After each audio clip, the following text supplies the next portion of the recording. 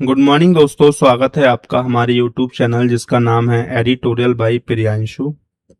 इस चैनल का स्टार्टिंग से सिर्फ एक ही मोटिव रहा है कि हम हिंदी माध्यम से पढ़े हुए छात्रों को द हिंदू जैसा एडिटोरियल वर्ड टू वर्ड के माध्यम से यानी हिंदी के माध्यम से समझा पाए। वीडियो के स्टार्टिंग में ही मैं आपसे एक प्रॉमिस करना चाहूँगा कि जब आपका ये वीडियो समाप्त होगा तब आप आज का यानी कि 6 जुलाई का पूरा एडिटोरियल खुद से सॉल्व कर पा रहे होंगे। पर आपको इस वीडियो को अंत तक वॉच करना है। यदि आप ये करते हैं तो आप इसे आसानी से सॉल्व कर पा रहे होंगे। आपको पहले से ही पता है कि कॉम्प्रिहेंशन को इम्प्रूव करने के लिए सबसे ज़्यादा ज़रूरी चीज़ होती है आपका रीडिंग। अगर आपका रीडिंग अच्छा है तो आपका वोकेबलरी खुद ब खुद अच्छा होगा एंड आपका प्रैक्टिस करने में भी मन लगेगा। अब मैं आपको डेमो दिखा देता हूँ कि मैं आपको किस तरह से पढ़ाने वाला हूँ ताकि आपको समझ में आ सके। ये हमारे आज के एडिटोरियल की वोकैब रहने वाली है, जिससे संबंधित मैंने आपके वही सिनोनिम्स लिए हैं जो कि आपके पहले कभी एग्जाम में एसएससी के आ चुके हैं। साथ में उसकी डेट भी दे रखी है, शिफ्ट भी दे रखी है और किस एग्जाम में आया ये भी प्रॉपर मेंशन है ताकि आप समझ पाएं कि ये वर्ड कितना ज़्यादा इम्पोर्टेंट है आपके एग्जाम के अकॉर्डिंग।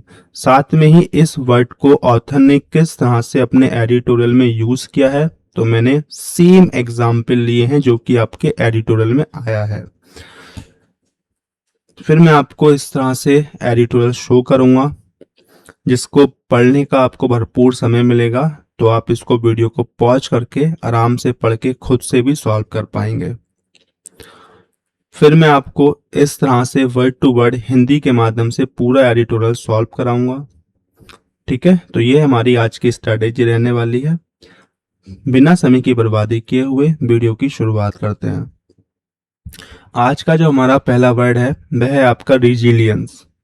इसका हिंदी मीनिंग होता है लचीलापन या फिर संकट सहने की शक्ति होना। क्या कहलाता है? रिजिलियंस। एग्जैक्ट मीनिंग की बात करें तो the ability to recover quickly from difficulties, hardship, setbacks या the ability to bounce back is called resilience. ठीक है, इस वर्ड से जुड़े हुए आपके 3 सिनोनिम्स एग्जाम में एक ही शिफ्ट में पूछे गए हैं। ये कोई फेक डेट नहीं है, ये सभी आप वेरीफाई कर सकते हैं अगर आप करना चाहते हैं तो। टेक्स्ट बुक पे जाकर के सिर्फ आपको इस वर्ड को डालना है, इसके सिनोनिम्स डाल दीजिए या फिर इस वर्ड को भी डाल के आप चेक कर ले सकते हैं कि ये वेरीफाइड डेटा है या फिर नहीं। ये सभी डेटा मैंने टेक्स्ट बुक के माध्यम से लिया है जो कि वेरीफाई करता है कि ये आपके 14 मार्च 2022 की थर्ड शिफ्ट में पूछे गए हैं तीनों के तीनों सिनोनिम्स जो कि हैं आपके रिजिलियंस वर्ड से। तो ये बहुत महत्वपूर्ण वर्ड है जो आपको याद करना है। पहला है आपका elasticity, flexibility and courage. And तो पूछा गया आपका सिर्फ एक ही जो मुझे मिला जो कि वेरीफाइड है। 14 मार्च 2022 के एग्जाम में शिफ्ट 3 में पूछा गया है, ये सिलेक्शन पोस्ट फ्रेश स्टैंड के एग्जाम में, जो कि है आपका रिजिडिटी। दूसरे हैं, आपको इनको भी याद रखना, एग्जाम में तो नहीं पूछे गए, इनफ्लेक्सिबिलिटी एंड फ्रेगिलिटी। इन दोनों का मीनिंग भी क्या होता है? एंटो होते हैं आपके रिजिलियंस वर्ड के, तो इनको भी याद रखिएगा। रिजिलियंस वर्ड को ऑथर ने अपने पैसेज में या एडिटोरियल में किस तरह से इस्तेमाल किया है तो वो हम यहाँ देख सकते हैं। Mrs Takaichi signed at least 16 agreement and document. पहले यहाँ तक पढ़ेंगे। तकाइची कौन है? ये जापान की प्राइम मिनिस्टर हैं। जहां बोला जा रहा है कि जापान की प्राइम मिनिस्टर ने एटलीस्ट 16 यानी कम से कम 16 एग्रीमेंट्स और डॉक्यूमेंट पे क्या किए हैं? साइन किए हैं। जापान के प्रधानमंत्री तकाइची, जिनका नाम साने तकाइची है, उन्होंने कम से कम 16 एग्रीमेंट्स और डॉक्यूमेंट्स पर साइन किए हैं। इंक्लूडिंग किसके साथ? और including a joint settlement on energy resilience, यानी कि जिनमें ऊर्जा लचीलापन पर एक संयुक्त वक्तव्य भी शामिल है। बोला जा रहा है कि जिसमें एनर्जी रिजिलियंस ज्वाइंट सेटलमेंट भी शामिल है। क्यों साइन किए गए हैं? तो उसका रीजन है ताकि जो हमारी maritime energy transport value chain है, जो हमारी maritime energy transport value chain है, उसको क्या मिल सके, उसको बिलेटरल कॉरपोरेशन यानी सपोर्ट बिलेटरल कॉरपोरेशन यानी कि द्विपक्षीय संयोग को समर्थन दिया जा सके। बोला जा रहा है कि 16 से ज्यादा दस्तावेजों पर और एग्रीमेंट पर जो जापान की प्रधानमंत्री हैं तकाइची जी ने एग्रीमेंट्स किए हैं, जिसमें एनर्जी रिजिलियंस का ज्वाइंट सेटलमेंट भी शामिल है। साइन करने का मेन रीजन क्या है, ताकि समुद्री ऊर्जा परिवहन मुख्य श्रृंखला के साथ द्विपक्षीय सहयोग को समर्थन दिया जा सके। यानी कि इस वैल्यू चेन के साथ जो हमारे पास बिलेटरल कॉरपोरेशन है, इसको भी समर्थन दिया जा सके। इसलिए 16 से ज्यादा दस्तावेजों पर जापान के जो प्रधानमंत्री हैं तकाइची साने तकाइची, उन्होंने एग्रीमेंट्स पर साइन किए हैं। ठीक है, आगे बढ़ते हैं। ये आपका एडिटोरियल है, इसको आप वीडियो को पॉज करके भी आराम से इसको पढ़ सकते हैं। साथ में मैं आपको 2 मिनट का समय दूंगा ताकि आप इसको पढ़ पाएं और खुद से सॉल्व कर पाएं। ठीक है, आपका टाइम स्टार्ट होता है अब।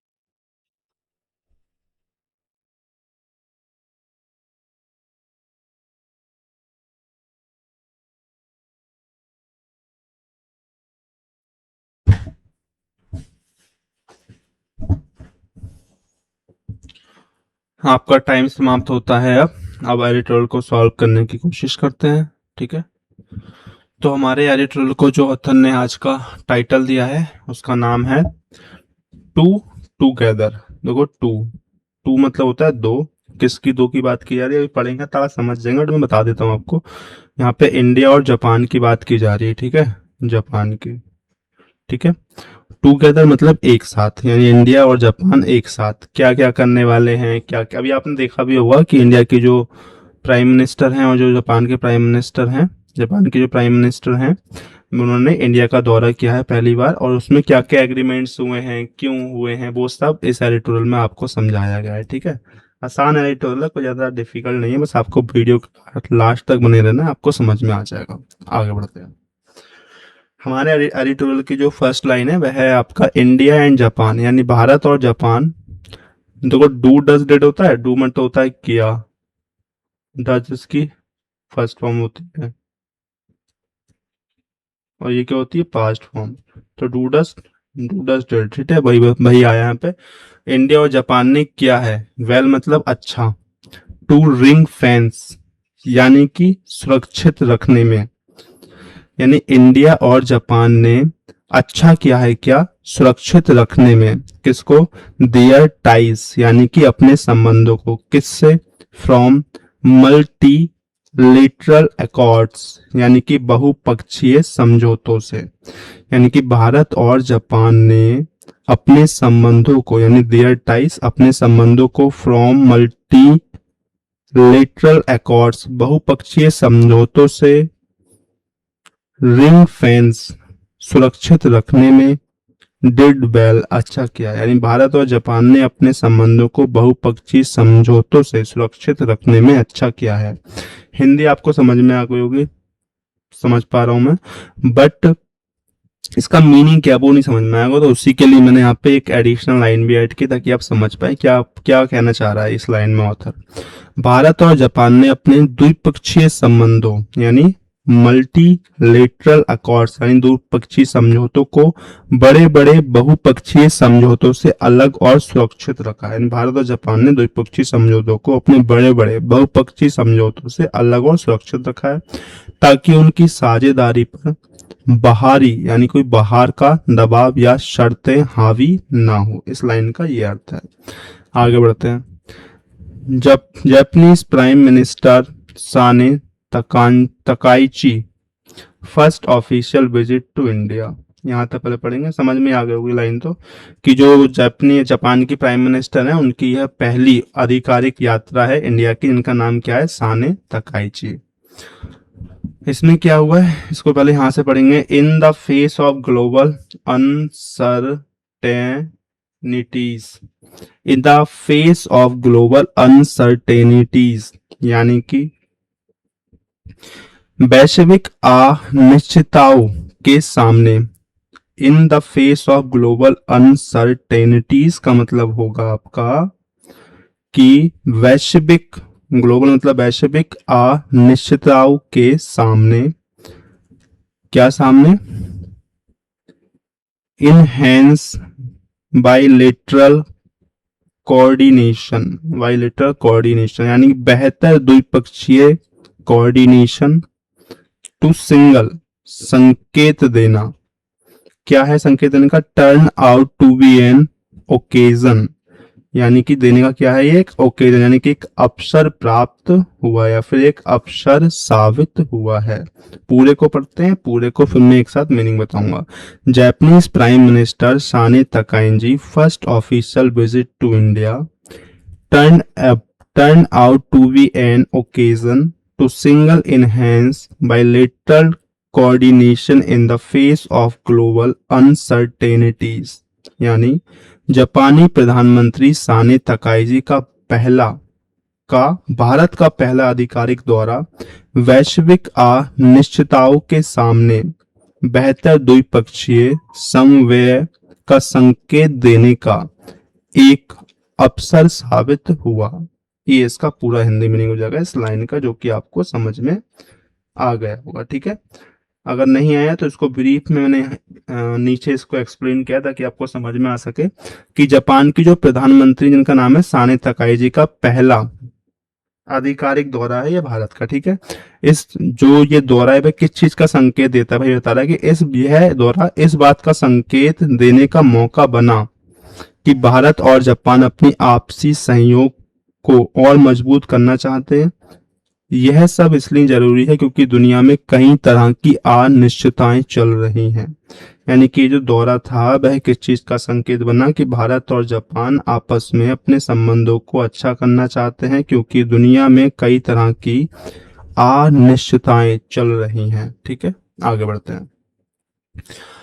नेक्स्ट जो मेरी लाइन है वह आपकी रैपिड चेंज यानी बहुत तेज बदलाव आया है किसमें, इन जियोपॉलिटिक्स यानी भू राजनीति में तेज बदलाव आया है, एंड और टेक्नोलॉजिकल एडवांस यानी कि और तकनीकी प्रगति क्या कर रही है, ऑल कंट्रीज यानी सभी देशों को, इनटू फ्रेश थिंकिंग यानी कि नए विचार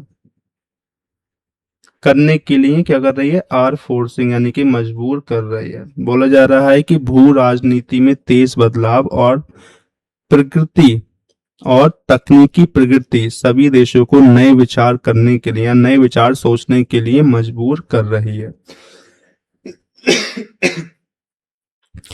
जैसे जैसे प्रकृति में तकनीकी प्रगति हो रही है और भू राजनीति में तेज बदलाव आ रहे हैं, तो ये दोनों चीजें क्या कर रही हैं, ये सभी देशों को फोर्स कर रही हैं नए विचार सोचने के लिए।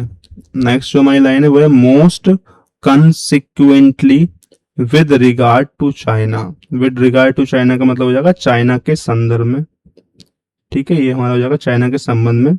मोस्ट कंसिक्वेंटली यानी सबसे महत्वपूर्ण रूप से चीन के संदर्भ में। ये वाली बात किस पे कही जा रही है, चीन के संदर्भ में, यानी कि ये बात सबसे महत्वपूर्ण है चीन के संदर्भ में, इस तरह से बोला जा रहा है। आगे बढ़ते हैं। द यूएस जो है हमारा यूनाइटेड स्टेट, वह अपीयर्स दिखाई देता है लेस एनथुसियास्टिक यानी कि कम उत्साहित दिखाई देता है किसके बारे में, क्वाड ग्रुपिंग यानी क्वाड जो ग्रुपिंग है जिसमें ये 3 देश शामिल हैं, इंडिया, जापान और ऑस्ट्रेलिया।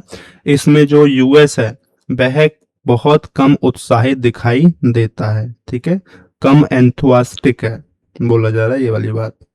एंड और is unsure of the नोमेन culture Indo Pacific in its strategy यानी कि और अपनी रणनीति में इंडो पैसिफिक नामकरण को लेकर अनिश्चित है। कौन, यूएस। पहली बात तो क्वाड जो ग्रुपिंग, इसमें 3 देश शामिल है, इंडिया, जापान और ऑस्ट्रेलिया, उसमें उसका कम इंटरेस्ट है, कम उत्साह दिखा रहा है यूनाइटेड स्टेट। साथ में ही जो बोला जा रहा है एंड इन इट्स स्ट्रेटेजी, और जो उसकी अपनी स्ट्रेटेजी है, क्या स्ट्रेटेजी है, इंडो पैसिफिक नामकरण को लेकर के, उसमें भी अनिश्चित है।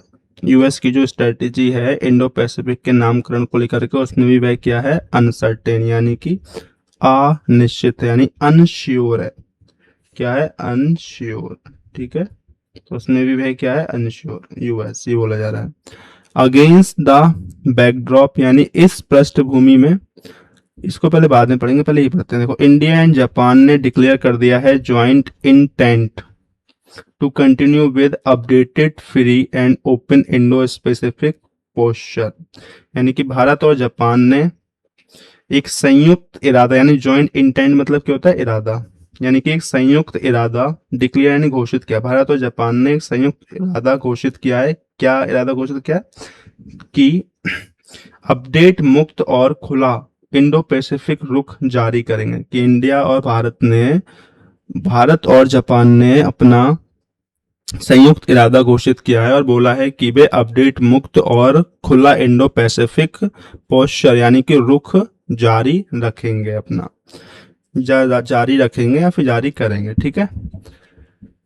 ये वाली बात इस लाइन में बोली गई है। आगे बढ़ते हैं। नेक्स्ट हमारी लाइन है वो है ring fencing bilateral ties from multilateral agreements. बोला जा रहा है एंड और अपने द्विपक्षीय संबंधों को बहुपक्षीय व्यवस्थाओं से सुरक्षित रखेंगे। भारत और जापान क्या बोल रहे हैं कि हमारे जो द्विपक्षीय संबंध है यानी कि बायलैटरल टाइज हैं, द्विपक्षीय संबंध है, एंड और मल्टीलेटरल एग्रीमेंट्स और जो बहुपक्षीय व्यवस्थाएं हैं उनको सुरक्षित रखेंगे। आगे बोलते हैं। मिसेस तकाइची ने, वही लाइन है जो मैंने आपको अभी वो क्या पढ़ाते समय पढ़ाई थी, मिसेस तकाइजी ने साइन किए हैं एटलीस्ट 16 एग्रीमेंट एंड डॉक्यूमेंट्स पर, इंक्लूडिंग इसमें शामिल है क्या क्या, जॉइंट एनर्जी रेजिलियंस, जिसमें एनर्जी रेजिलियंस का जॉइंट सेटलमेंट भी शामिल है, ठीक है, जो कि सपोर्ट करता है, किस चीज को सपोर्ट करता है, maritime energy transport value chain को एंड बायलैटरल कॉर्पोरेशन को, जो कि bilateral corporation and maritime energy transport value chain को सपोर्ट करता है। ऐसे 16 एग्रीमेंट्स एंड डॉक्यूमेंट्स पर जापान की पीएम तकाइची जी ने साइन किए हैं, जिसमें एनर्जी रेजिलियंस का ज्वाइंट सेटलमेंट भी शामिल है, ठीक है। आगे बढ़ते हैं।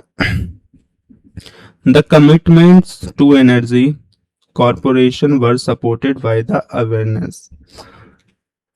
ऊर्जा संयोग यानी कि एनर्जी कॉरपोरेशन यानी ऊर्जा संयोग की जो प्रतिद्वंद्विता है इस समझ से समर्थित है। इस समझ यानी कि बाय द अवेयरनेस यानी इस समझ से क्या है, समर्थित है यानी कि सपोर्टेड है, इस समझ से समर्थित है। भाई से बोला जा रहा है कि the commitment to energy corporation were supported by the awareness यानी ऊर्जा संयोग की प्रतिद्वंद्विताएं जो है वह इस समझ से समर्थित है। आगे बढ़ते हैं, किस समझ से बताएगा, डेट की to play lead roles in FOIP यानी कि फ्री ओपन इंडो पैसिफिक में लीड करने के लिए बोला जा रहा है कि free, F for free, O for हो जाएगा open, I for Indo, P for Pacific में अग्रणी भूमिका निभाने के लिए टू साइडेड यानी कि दोनों पक्ष शुड चाहिए corporate in the energy domain from South Asia to Indo Pacific यानी कि दोनों देशों को अग्रणी भूमिका निभाने के लिए दोनों पक्षों क्या चीज चाहिए होगी, दक्षिण एशिया से इंडो पैसिफिक तक ऊर्जा क्षेत्र में सहयोग करना चाहिए। यानी बोला जा रहा है कि FOIP में अग्रणी भूमिका निभाने के लिए दोनों पक्षों को दक्षिण एशिया से इंडो पैसिफिक तक ऊर्जा क्षेत्र में सहयोग करना चाहिए, तभी ये लोग लीड कर पाएंगे। ठीक है, तभी ये लोग रीड रोल पे कर पाएंगे। यानी ये लोग मतलब ये लोग नहीं, ये दोनों दो देशों की बात की जा रही है। अगर इनको लीड करना है, फ्री ओपन इंडो पैसिफिक में लीड रोल प्ले करना है, तो इनको दोनों पक्षों को क्या करना होगा, दक्षिण एशिया से इंडो पैसिफिक तक ऊर्जा क्षेत्र में सहयोग करना होगा। आगे बढ़ते हैं, this concern was also linked with the problems यानी कि यह चिंता उन समस्याओं से भी जुड़ी हुई है। किनसे, both side face regarding the safety of energy carrying ship and seller during the US Israel war against Iran. बोला जा रहा है कि जिनका दोनों पक्ष अमेरिका इजराइल के ईरान के खिलाफ युद्ध के दौरान ऊर्जा ले जाने वाले जहाजों और नाविकों की सुरक्षा के संबंध में सामना कर रहे थे। बोला जा रहा है कि ये जो चिंता है वह इससे भी जुड़ी हुई है कि जो दोनों पक्ष हैं जो कि ऊर्जा लेकर के जाते हैं और आते हैं, जो शिप्स हैं उन पे काम करने वाले जो नाविक हैं, उनकी सुरक्षा के संबंध से भी ये जुड़ी हुई है चिंता। ठीक है, आगे बढ़ते हैं, the two major Asia economics have a shared interest in ensuring that the nearest energy source in the Gulf remain accessible। यानी कि एशिया की दो प्रमुख अर्थव्यवस्थाएं इस बात में साझा रुचि रखती हैं कि खाड़ी में निकटतम ऊर्जा स्रोत उपलब्ध बने हुए हैं। किस बात पर रखती हैं ये, किस बात पे अपनी रुचि को साझा करती हैं कि खाड़ी में यानी कि in the gulf remain accessible यानी कि अब भी खाड़ी में निकटतम ऊर्जा स्रोत उपलब्ध है। इस बात पर अपनी रुचि को ये दोनों जो एशियंस जो दोनों क्षेत्र हैं, एक इंडिया एक हमारा जापान, ये दोनों अब भी अपनी रुचि को साझा करते हैं। आगे बढ़ते हैं, they have agreed to build naval platform to enhance maritime domain awareness and surveillance। बोला जा रहा है कि उन्होंने समुद्री क्षेत्र की जागरूकता और निगरानी को बढ़ाने के लिए नौसैनिक प्लेटफॉर्म बनाने पर सहमति जताई है। कि इन दोनों ने नौसैनिकों के लिए प्लेटफॉर्म बनाने की सहमति जताई है। किसने, इंडिया ने और जापान ने। ठीक है, तो ये था हमारा आज का एडिटोरियल जो कि आपको समझ में आया होगा। बहुत छोटी सी थीम पे कि जो जापान की PM आई है इंडिया में, उन्होंने क्या क्या स्टेप लिए हैं, 16 से ज़्यादा डॉक्यूमेंट पे उन्होंने साइन किए हैं, साथ में ये प्लेटफॉर्म बनाने की भी बात की है। आगे बढ़ते हैं, तो यहाँ तक बने रहने के लिए एडिटोरियल बाई प्रियांशु चैनल आपका दिल से स्वागत करता है। अपने कॉम्प्रिहेंशन को सच में इम्प्रूव करना चाहते हैं तो चैनल को लाइक कर दें, वीडियो को शेयर कर दें और चैनल को सब्सक्राइब करना ना भूलें। इस वीडियो में आपके क्या कमेंट्स हैं या फिर क्या सुझाव हैं वो मुझे ज़रूर से साझा करें ताकि हम अपने वीडियो और अपने कंटेंट को और भी ज़्यादा बेहतर और इम्प्रूव कर सकें। तो ये था हमारा 6 जुलाई का एडिटोरियल। मिलेंगे कल एक नए एडिटोरियल के साथ 7 जुलाई को। यहाँ तक बने रहने के लिए दिल से धन्यवाद। जय हिंद, वंदे मातरम।